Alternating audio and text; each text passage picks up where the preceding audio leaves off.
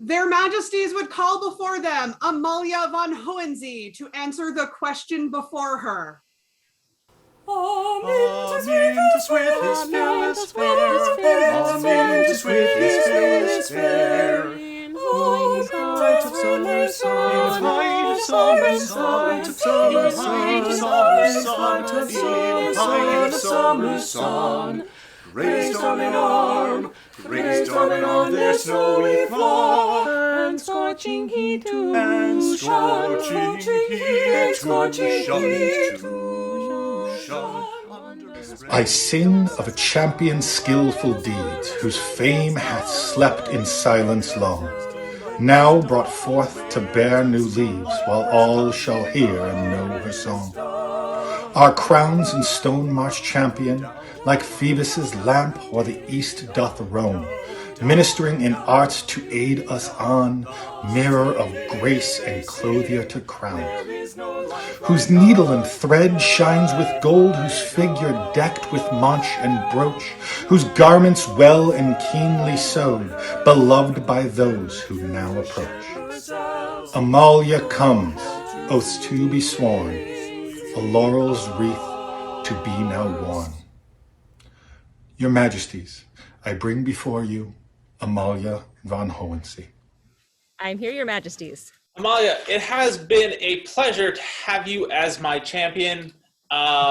You've done a tremendous amount of work, but beyond that, you've shown a tremendous amount of skill as well. And it was with joy that we sent you away with a question. We are hoping you have received some good counsel and come back to us with an answer. It is my great honor to say yes. That is great to hear, but I believe there is business to attend to before we can continue with this elevation. Their Majesties would call before them Mistress Elena Hilton. Good day, Your Majesties. Everyone else, thank you so much for joining us. Amalia has been my apprentice for these past several years, and my student before that, and it has been such a joy to have her in that role. But sadly, it is time for that relationship to make a change. I do have something of a surprise for you, Amalia, though. You mentioned last month that you were sad that we never did a contract, so we would not be able to do that part of the ceremony that you have seen and enjoyed in the past. But unbeknownst to you, a full 2 years ago, I did most certainly have a contract drawn up for our apprentice and Laurel relationship. I was just not sure if you could read or write, and so I asked your husband to sign on your behalf, and this was definitely done 2 years ago, and not when you mentioned you were sad we couldn't do this part of the ceremony. Lord Gerhardt, could you confirm that this is the contract you signed 2 years ago, not before? Aye, it is. Very one, I believe.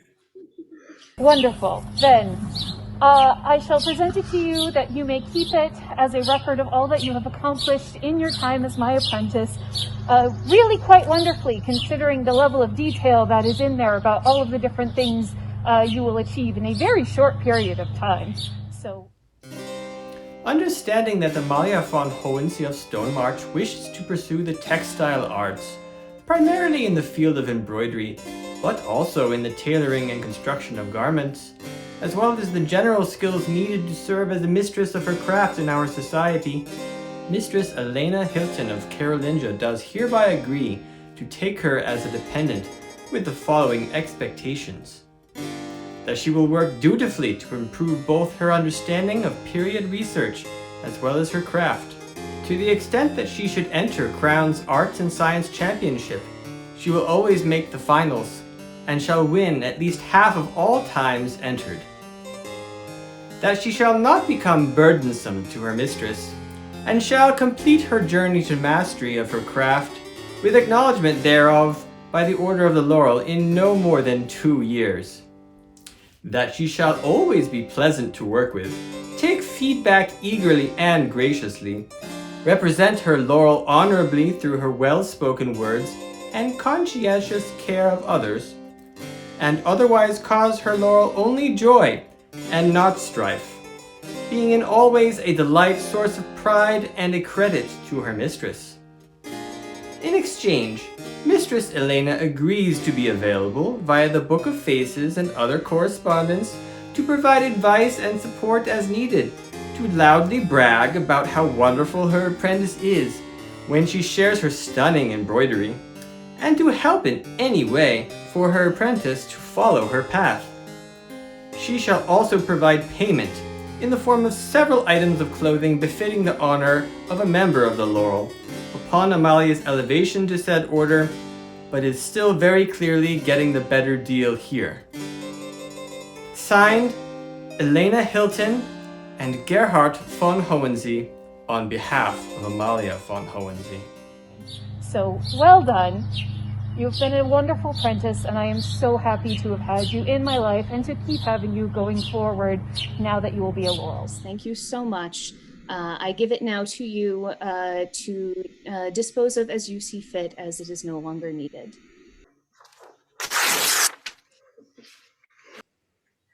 Many thanks, Mistress Elena. There is, however, the belt, which I will sadly require back at this point. All right, we are going to attempt the amazing feat of moving an object through time and space via the internet. Are you ready? All right. Whoa, okay, sorry. I spun a little bit during that process. We're only one barony apart, so it's actually not too far for it to have to manage. Thank you very much. This was originally part of a set of several belts that were given to my fiance, Lord Daroga, by Mistress Lissa, because he has a tendency sometimes to forget his. She, as part of all of us being in a community together on the MOAS team, allowed me to give one of them to Amalia those 2 years ago. I can tell this is hers because it's in very wonderful condition. Sadly, it's in such good condition, I don't think it really matches the other two that we have here. So I think it would be best for me to return it to you so that you can keep it and pass it on to someone if there comes a time when you wish to take an apprentice. Right. That is quite fitting. Thank you to everyone. Thank you, Your Majesties, for giving us time in your court to have this business, and I appreciated immensely what you were about to do. Absolutely. That was a magnificent feat of strength and use of the internet. Impressive. Now, ties being severed with a fealty-free person in front of us, I believe it is time to hear others speak on the value and worthiness of this individual. Is there someone from the Order of the Chivalry who will speak for this candidate? I am Pan Jan Janovich Bogdansky, and I will speak for this candidate. As a member of the chivalry, it is traditional for me to speak to the chivalric virtues of the candidate. And it would be obvious to speak to Amalia's prowess. Anyone who has seen her needlework or heard her performances know her prowess without question. But I am going to speak to her franchise. To many, franchise is the most esoteric of the chivalric virtues. But to me, it is the application of the other virtues in the proper manner. So, Amalia's prowess is done without arrogance. It is done because she knows how to do what it is that she does. If you look at her pages, she publishes her works and her documentation, thus speaking to her largesse, without any idea of recompense or payback for what she does. She pays it forward because that is what one does. In dealing with her as part of the Champions interviews, she had the presence. She had that aura that you would expect of a member of the peerage. It is for these reasons that I am not only humbled to be her successor, but I am honored to say that she is my peer. Well spoken. especially considering the succession. Is there a member of the Order of the Pelican that would speak for this candidate? Greetings, your majesties and those in attendance. I am Mistress Deirdre Planchette, Mistress of the Pelican and Baroness Stonemarch, and I would be honored to speak for Amalia and her service today. When I first met Amalia, I did not realize that she was still new to our society. She and her husband had managed to appear in dress, as well as manner, as if they had just moved to the area from another realm, rather than just beginning. Since then, Amalia has used her skills to make new fencing cloaks for our baronial champions. She has served as our bardic champion, as well as arts and sciences champion for the barony and the kingdom. She has helped to clothe myself and others, as well as their majesties over the years. She uses her bardic skill, not just to perform, but she writes about people within our society, and has been able to perform even under great personal stress with grace and beauty. She has served in many ways, using her skills with the arts, but she has also served by being an integral part of coordinating classes online when the great pandemic arrived and we could no longer meet in person. She consistently assists and organizes at events, and among other things has volunteered her time at Gate, a place dear to my heart. She has also recently volunteered to captain a contrada for our paleo event upcoming in AS 57. Amalia is my peer. Many other things I could list. Her service to the kingdom is widespread and caring, and I applaud your decision to make her a member of the Laurel. Thank you. Thank you. Honored words, honored words. Is there someone from the Order of the Rose that will speak for this candidate? Your Majesties, my name is Contessa Fortune St. Keen, and it is my absolute pleasure to speak on behalf of the Order of the Rose for this candidate. I have known Amalia since her very first Penzic, and she and her husband shared what could be optimistically referred to as a two-person tent. But that didn't matter because she wasn't in there all that often. She was, unsurprisingly, in the A&S tents most of the time. In fact, I think she was in the A&S tents before she made it to camp. And I have had the joy of, since that day, watching my friend blossom into the most beautiful peer. She embodies the quality that we speak to as roses of courtesy. She is continuously looking at others and attending to their needs. She is promoting those around her, and she is creating the most beautiful harmonies in the East Kingdom, both between people and with her voice. Your Majesties, I can think of no better candidate for the Order of the Laurel than Amalia, and I heartily recommend her as my peer.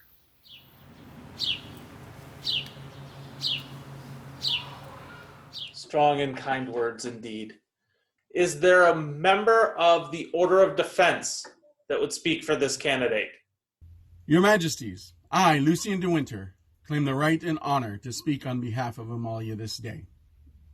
My first impression of Amalia was at Penzic, in the form of 2 feet protruding from a small dome tent, as she was struggling in those small confines to garb up.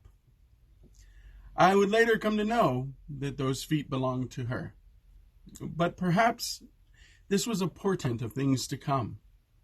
Since I have known Amalia, she has used those feet to doggedly pursue her art, from clothing to music to the perfection of an embroidery stitch. She has demonstrated the many parts of what perseverance embodies.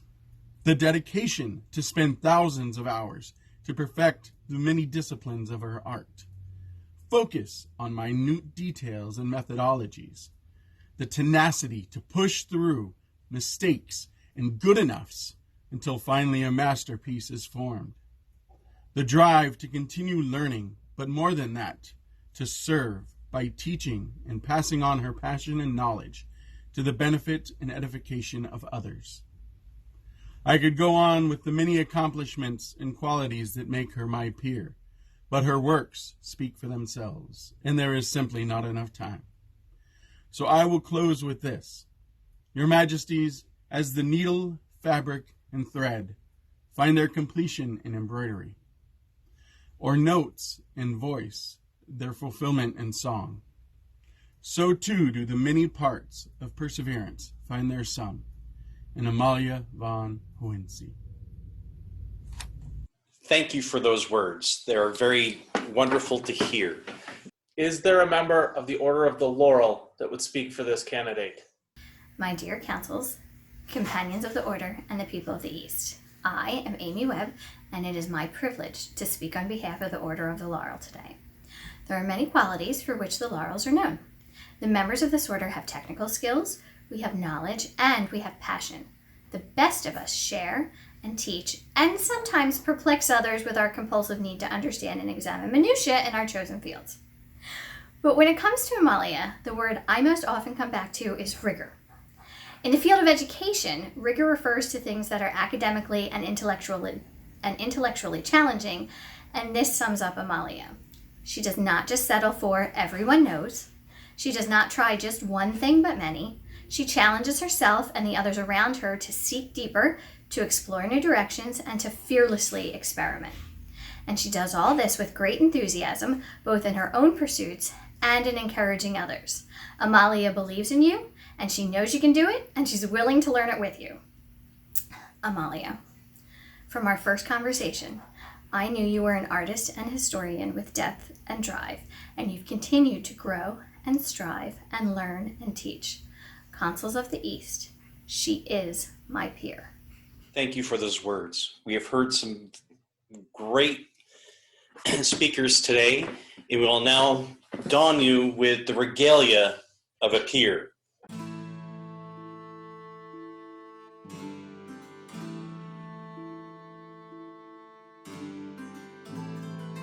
Is there a medallion?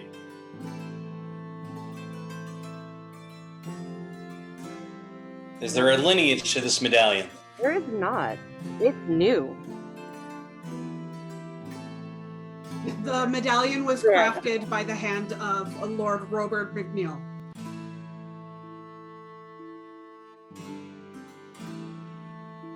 A new medallion to begin a new story on this new journey today. Is there a cloak to adorn this candidate?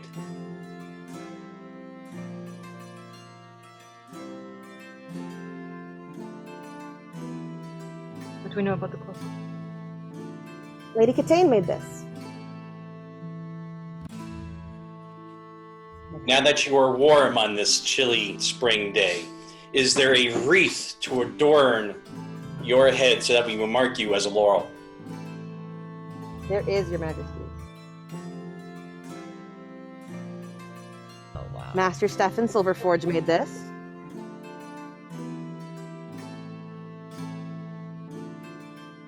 Excellent. Supported well by the words of the peers of the East, adorned as a laurel, we would hear your oath as a peer. The needle and the thimble are but a humble sword and shield. Yet when wielded with a skillful hand, they possess wondrous power. With these instruments of inspiration and delight, I will protect and defend the populace from the foes of sadness, discouragement, and dismay. I vow to respect the dignity and to hear the counsel of all good gentles, regardless of rank or title. I will seek to kindle the flame of curiosity in others and to learn as much as I teach. When the eye grows dim and the arm grows weary, I will honor the limitations of myself and others. I vow to serve with humility, kindness, and honor. And so this day do I, Amalie von Hohensee, pledge my hand and my heart to this kingdom and this society. I, Alberic. And I, Tyndall. Hear your words and know them to be true and honorable. The East is a tiger of many stripes, stitched together by the strength of the arts and sciences that you represent. You have our protection in times of war, our ear for your counsel in times of peace. You have a place at our hearth and a place in our heart. Until the crowns pass from our heads or the world ends, so say I, Alberic. And I, Tyndall, Consuls of the East. Pass the time with fine embroidery, my needle sews until I die. Grudge you will, but not deny, the gold work foes continue will I. For sustenance, tat lace and dance, the strings now I see, all threads are drawn from morn till dawn.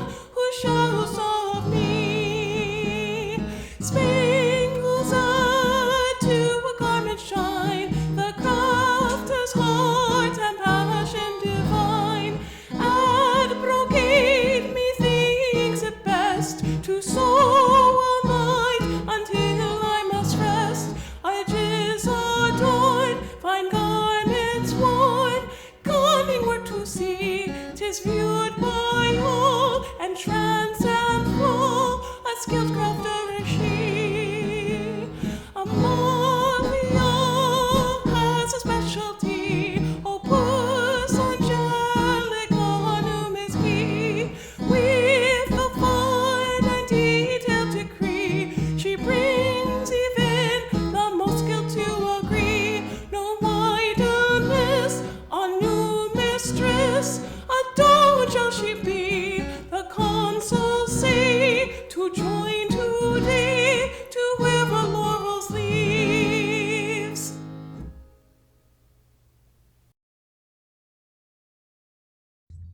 For Mistress Amalia, newest companion to the Order of the Laurel.